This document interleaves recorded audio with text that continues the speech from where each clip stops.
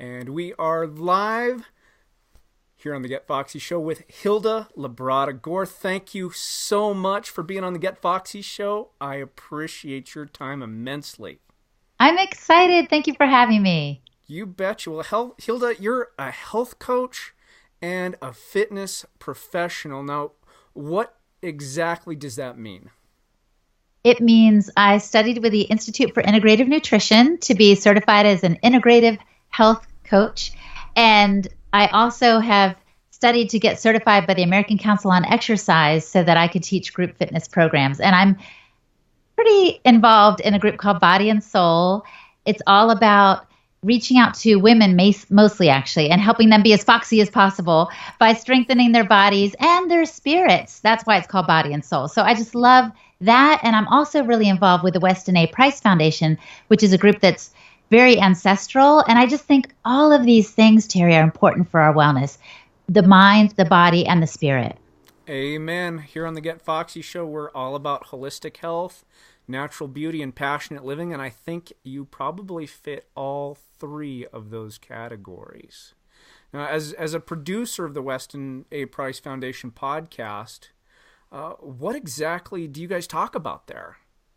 Well, that's a great question. We really focus on wellness in terms of our relationship to food.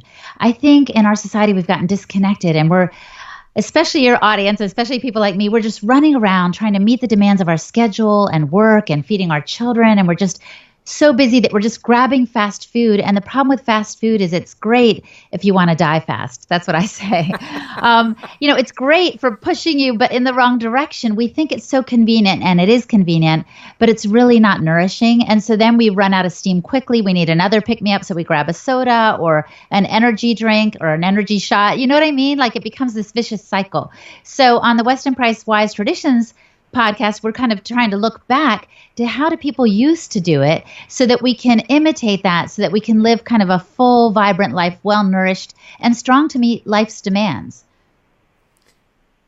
Now, is that something that is easy to do? I mean, a lot of my listeners are really busy moms that are going over here taking care of their business. They're going over here taking care of their husbands. They're going over here taking care of their kids. How does one incorporate the wise traditions practices without having to quit their job? That's a great question, because life is complicated. So how do we make it easy? Well, I'm a big fan of just taking really small steps in the right direction. I think they say it takes 21 to 28 days to form a habit, right? So I'm not asking people to overhaul their cupboards and pull out everything that has monosodium glutamate as an ingredient. Like, there are all these demands. I'm not trying to add any burdens on moms. I can totally relate. I have 4 kids. They're young adults now, but I've been there, so I totally understand where they are right now. I would say just make one small change, even a year, Terry. I'll tell you my story. Is I didn't care about food, really. I was like, I'm just going to eat what I need to sustain myself through the day, right? And then make it to the next day and hopefully get some fish sticks on the table for the kids for dinner with some baby carrots. Like, I was just doing the best I could, right? And then a dear friend of mine became sick with chronic fatigue. And she really started tweaking her diet because conventional medicine didn't have any answers for her. So she started fooling around with it. And then she came across the Wise Traditions from the Weston A. Price Foundation, and her health began to improve. And so I was watching her and thinking, okay, I don't have any presenting health problems, but I'm definitely a person that needs to eat frequently. Otherwise, I feel my blood sugar dip. And I know I'm not doing best by my children, even though I'm trying. So I just watched her and realized, okay, they're talking about whole, real foods, eating foods that our grandmother would recognize as food, for example, is one way to look at it. And I thought I can make one change. So do you want to know what my first change was? Yes, please. I left all the margarines and spreads aside and went with butter. And I didn't know what I was missing. Butter is amazing. Butter tastes so good. And I think we used to be afraid of butter. Now it's coming back around. People are realizing it's made with genuine ingredients like milk and cream and salt, and that's it, and you turn it up and you've got some butter. So it's really good. It's really nourishing. And when I started that change, I'm the year of the dragon. I had the year of butter. I literally just made one change that year to change to butter.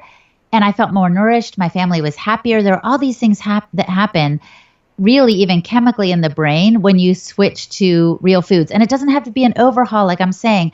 Keep it simple. Pick one thing a year. The next thing I chose the following year, I think, was like eliminating chips and kind of those, just greasy packaged processed foods in my cupboard. So, and you might ask, well, did your kids complain? Did your husband complain? No, actually, they didn't, because it was so tasty and it was gradual. And so I really think real food can be accessible if we just take small steps in the right direction. Amen to that. Well, I have to tell you, I told my mother about the Weston A. Price Foundation, and she checked out their website. Oh. And saw that, she was like, oh my gosh, lard. I can cook with lard? I mean, that's what she used to she grew up with out on a ranch in Wyoming. And so she was so excited because it was like, oh, yes, I can totally do this again. So she told me the other night on the phone, she said, I cooked with lard the other night and it was so good. That is such a victory. That makes me so happy. And actually, I have to have an aside here about fats. So let's get real. Fried chicken tastes amazing, right? So we're just like, oh, I just am really craving some fried chicken, because something in our palate and in our bodies is longing for like fat. But the problem with the fried chicken at the fast food restaurant is they use like vegetable oils, canola oil, stuff that has been highly processed, and so that it's no longer really recognizable by our bodies as food, it doesn't sit well. That's why you don't feel great after you eat a pizza. I mean, actually, I love real pizza if it's homemade and stuff, but when it's made in these fast food places, again, they use the bad oils. But lard, when you have fried chicken like done in lard, like it tastes amazing, better than the fast food stuff, and it's got the nourishing natural fat that really does something to your system. So I'm a big fan. I'm really happy to hear that your mom did that. That's awesome. I was pretty tickled. I'm still working on kind of getting my family switched over to some of these ideas, because they're so ingrained in our culture now that, well, it's no fat, no fat, no fat, but here's some sugar. Yes, exactly. That's exactly what all the companies did.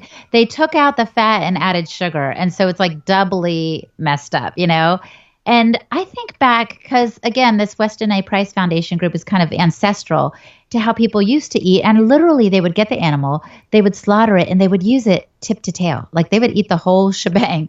They weren't like, oh no, I can't eat the liver, let's just have the muscle meat. No, they ate the whole thing, and they were so nourished. And we've come to find out, what's funny is that the Weston Price Foundation makes sure to do research to see, is the science backing this up? And it does, Terry. It really does. So there's like more vitamin B or more iron, let's say, in liver than there is in a heaping bunch of spinach, which people think, oh, well, that's a good source. Well, you'd have to eat like this much spinach compared to this little bit amount of liver to get that nutrient density. So that's and all the bang out of it. So that's why we're big fans of like real foods like our ancestors ate, and just gradual changes in that direction, I think, is really the key, especially for women who have a lot of demands on them.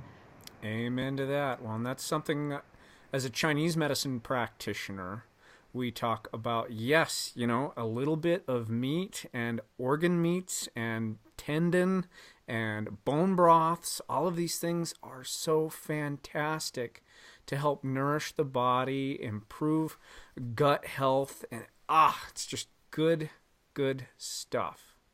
And if any listeners right now are like, oh my gosh, what's he talking about? Tendon, they're talking about, bones and what liver, that doesn't appeal to me. Again, you can make gradual changes. I'll tell you one thing I do. There are farms all over the country that deliver where you live.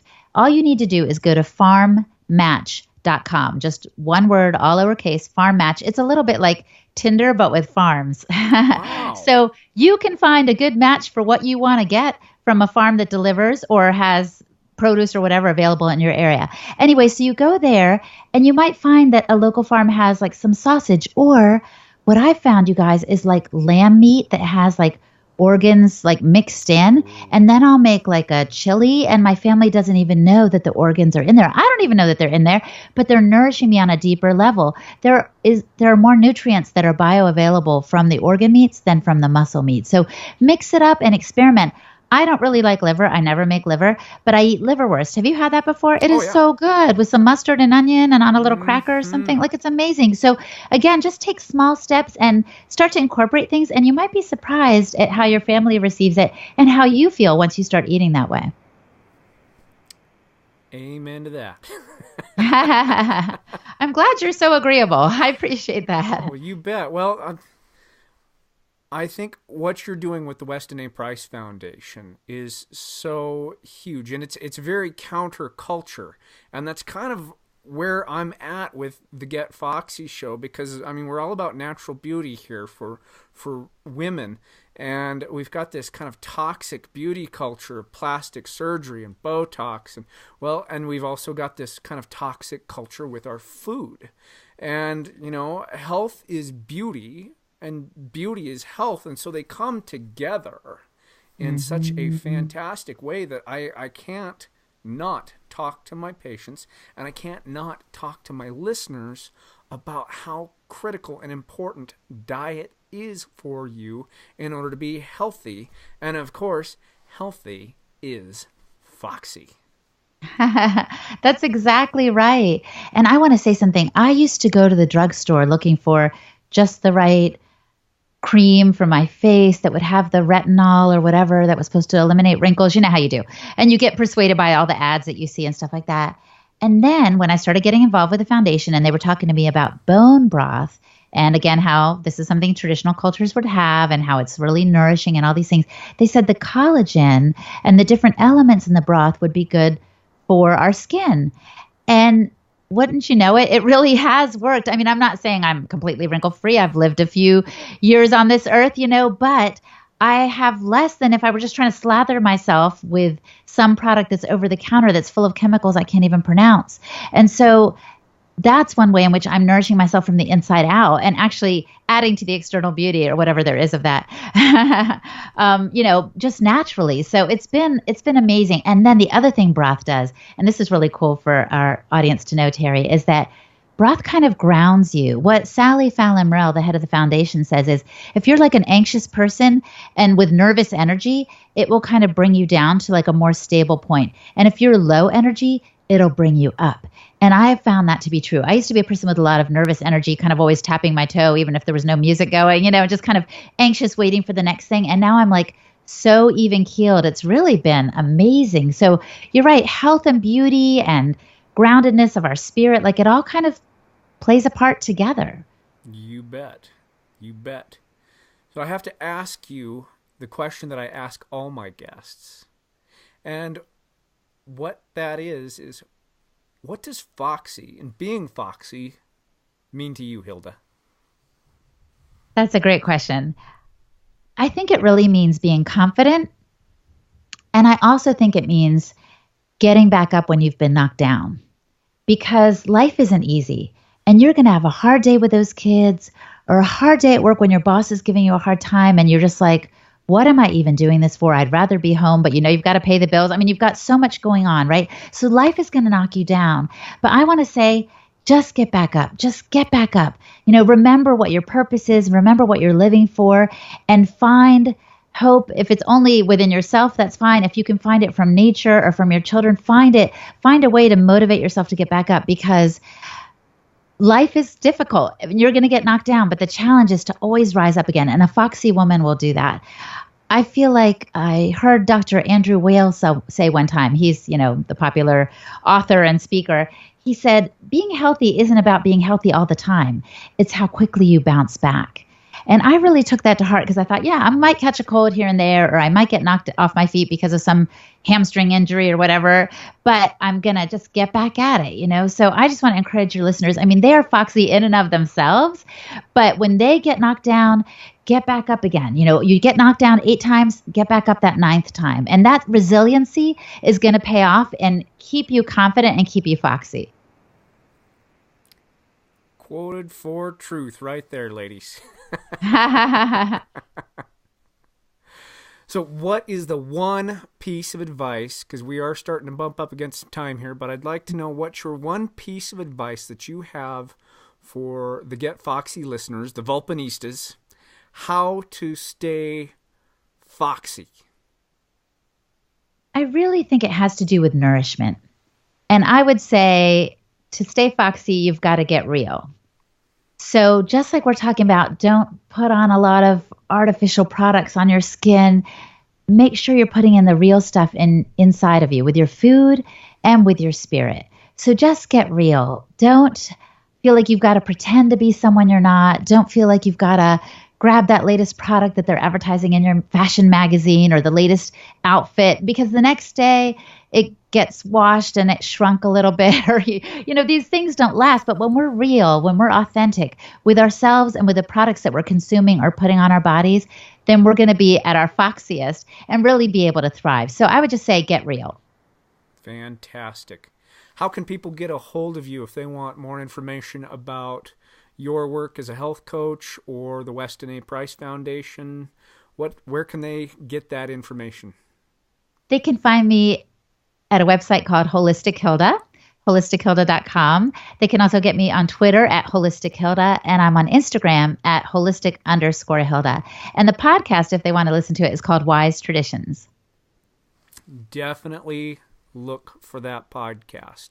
I appreciate all you listening to the Get Foxy Show, but please check out the Weston A. Price's Wise Traditions podcast. I believe you guys are on iTunes, Google Play, all those good places that we're at too. Yep, all over the place, even on Spotify now, which is kind of fun. Nice. Yeah. Well, fantastic. Well, we are right at time. So Hilda, thank you so much. I appreciate you taking the time because I know you are a super busy woman and you're out there taking care of other people and serving us all by doing this podcast of yours. So thank you so much. Oh, Terry, it's been a real pleasure. And thank you for all that you're doing to get the word out about true foxiness and good health. You bet.